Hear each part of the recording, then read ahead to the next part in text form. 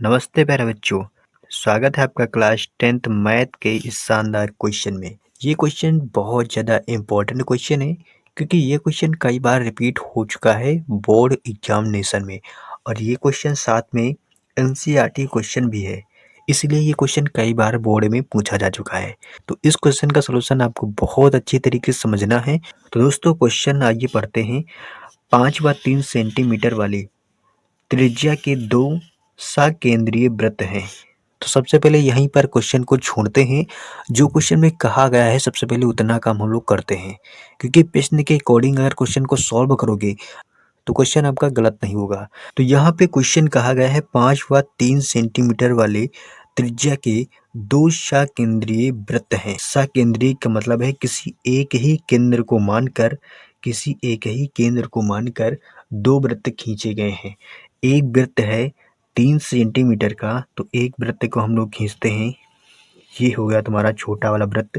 तो ये दोस्तों हमने 3 सेंटीमीटर त्रिज्या मानकर ये वृत्त हमने खींच दिया। 5 सेंटीमीटर त्रिज्या वाले वृत्त को हम लोग खींचेंगे, इसी को केंद्र मानकर 5 सेंटीमीटर वाले त्रिज्या को हम ये दोस्तों 5 सेंटीमीटर त्रिज्या का हमने वृत्त खींच दिया। तो प्यारे दोस्तों जितना क्वेश्चन में बोला गया है उतना हमने काम कर लिया है।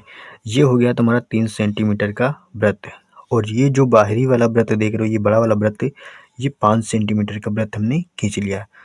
तो ये 3 सेंटीमीटर त्रिज्या को मानकर वृत्त खींचा गया, और ये जो है 5 सेंटीमीटर त्रिज्या को मानकर वृत्त खींचा गया। दोनों वृत्त को हमने खींच दिया। सकेंद्रीय मतलब होता है एक ही केंद्र को मानकर 3 सेंटीमीटर का एक वृत्त खींचा गया और एक 5 सेंटीमीटर का वृत्त खींचा गया है। आगे क्वेश्चन में कहा गया है बड़े वृत्त की उस जीवा की लंबाई ज्ञात कीजिए जो छोटे वृत्त को स्पर्श करती है। अब देखिए यहाँ पे क्वेश्चन का कहने का मतलब है बड़े वृत्त की उस जीवा की लंबाई ज्ञात कीजिए जो छोटे वृत्त को स्पर्श करती हो। अब यहाँ पे छोटे वृत्त को आपको स्पर्श कराना है, लेकिन बड़े वृत्त की जीवा की लंबाई भी आपको बताना है। तो यहाँ पे छोटे वृत्त को स्पर्श करके यहाँ पे निकलती है ये बड़े वृत्त की जीवा। तो यहाँ पे इस पॉइंट को हम लोग मान लेते हैं P, और इसको मान लेंगे O। ये तुम्हारा केंद्र जो है, O से हम लोग केंद्र को लिखेंगे। यहाँ पे P हो गया तुम्हारा, और ये जो पॉइंट हैं इन पॉइंटों को हम लोग एक नाम दे देते हैं A और B। ये A भी तुम्हारी क्या है, जीवा है, बड़े वृत्त की जीवा। तो उम्मीद करता हूँ कि यहाँ तक क्वेश्चन आपके सामने आ चुका होगा। अब आइए आगे हम लोग क्वेश्चन का सलूशन करते हैं। तो दोस्तों आइए प्रश्न के अकॉर्डिंग हम लोग लिख लेते हैं जो कुछ दिया गया है। तो क्या लिखेंगे, प्रश्नानुसार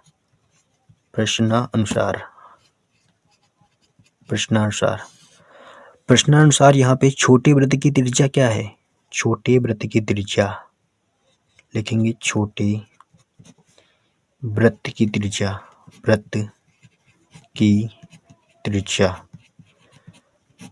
छोटे वृत्त की त्रिज्या क्या है, O और P, यानी कि OP क्या है, छोटे वृत्त की त्रिज्या। तो OP बराबर कितना दिया है, 3 सेंटीमीटर। ये तुम्हारे यानी कि क्वेश्चन में दे रखा है। तो OP बराबर कितना हो जाएगा, 3 सेंटीमीटर हो जाएगा। सेम इसी प्रकार आपको बड़े वृत्त की त्रिज्या भी लिखना होगा। तो क्या लिखेंगे, बड़े वृत्त की त्रिज्या, बड़े वृत्त की त्रिज्या यानी कि OA का मान कितना दिया है, 5 सेंटीमीटर। इतना चीज हमें क्वेश्चन में दिया गया है। अब दोस्तों हमें ज्ञात क्या करना है, बड़े वृत्त की उस जीवा की लंबाई ज्ञात कीजिए जो छोटे वृत्त को स्पर्श करती है, यानी इसकी लंबाई हमें ज्ञात करना है। तो क्या लिखेंगे, हमें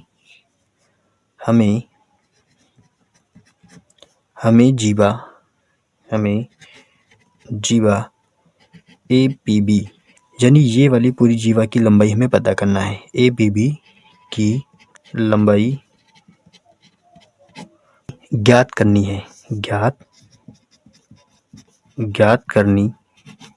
है। जितना भी हमने यहाँ पे लिखा है ये लिखना बहुत ज़्यादा इम्पोर्टेंट है, ताकि यदि आपकी कॉपी को कोई भी चेक करता है तो वो समझ पाए कि आपने सवाल को किस प्रकार से हल किया है। इसीलिए इसको लिखना बहुत ज़्यादा अनिवार्य है।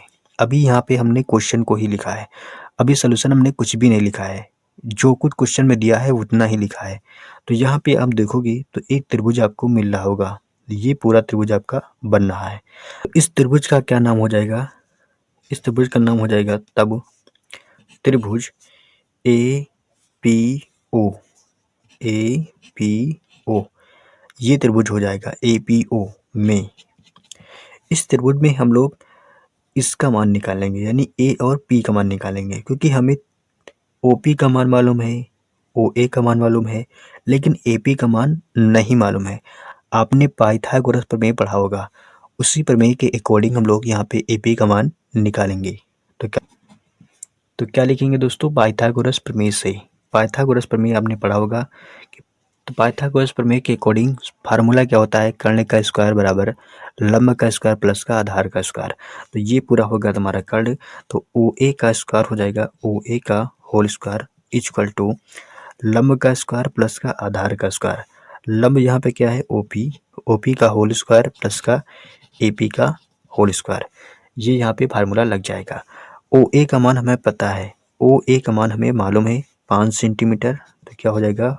5 सेंटीमीटर यानी कि 5 का स्क्वायर बराबर OP का मान हमें मालूम है, OP का मान कितना है? 3 सेंटीमीटर। तो यहाँ पे हो जाएगा 3 सेंटीमीटर प्लस का AP स्क्वायर का मान हमें मालूम करना है। तो ये होगा AP का होल स्क्वायर।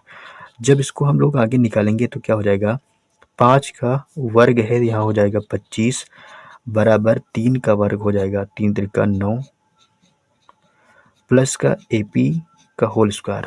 9 को इस तरफ भेज देंगे तो क्या हो जाएगा? AP का होल स्क्वायर बराबर हो जाएगा 25 माइनस का 9। 25 से 9 को माइनस करेंगे तो क्या हमारा हो जाएगा? AP स्क्वायर बराबर हो जाएगा 16। AP बराबर कितना निकल के आएगा? AP बराबर निकल के आएगा अंडर रूट 16। अंडर रूट 16 किसका वर्ग है? 4 का। तो AP बराबर कितना निकल के आएगा? तो AP बराबर निकल के आएगा 4 सेंटीमीटर। यहाँ पे इस पूरे चित्र में देखोगे तो AP बराबर कितना निकल के आ गया? 4 सेंटीमीटर। अब फिगर में देखोगे तो OP क्या है? लंब अर्धक है। AB का लंब अर्धक है, यानी कि ये आधे आधे भागों में AB को तोड़ देती है। तो यहाँ पे हम लोग नीचे क्या लिखेंगे? नीचे दोस्तों हम लोग लिखेंगे OP जो है AB का लंबार्धक है। इसलिए हम लोग क्या लिखेंगे? इसलिए दोस्तों AB बराबर 2AP। तो यहाँ पे दोस्तों AB का मान कितना निकल के आया है? 4 सेंटीमीटर। तो B बराबर क्या हो जाएगा? 2 गुणे 4 बराबर का 8 सेंटीमीटर निकल के आ जाएगा। तो इस फिगर में देखेंगे तो यानी कि यहाँ पे AB का मान कितना आ जाएगा? 8 सेंटीमीटर, क्योंकि ये पूरी 4 सेंटीमीटर है। 4 सेंटीमीटर ये भी हो जाएगी, टोटल कितनी हो जाएगी? 8 सेंटीमीटर। तो यहाँ बराबर क्या हो जाएगा? 8 सेंटीमीटर आपका आंसर। तो इस उम्मीद करते हैं कि आपको इस प्रश्न का सलूशन बहुत अच्छी तरीके से में आ चुका होगा। दोस्तों मिलेंगे किसी नए वीडियो में, तब तक के लिए अपना ख्याल रखिएगा। नमस्कार, जय हिंद। वीडियो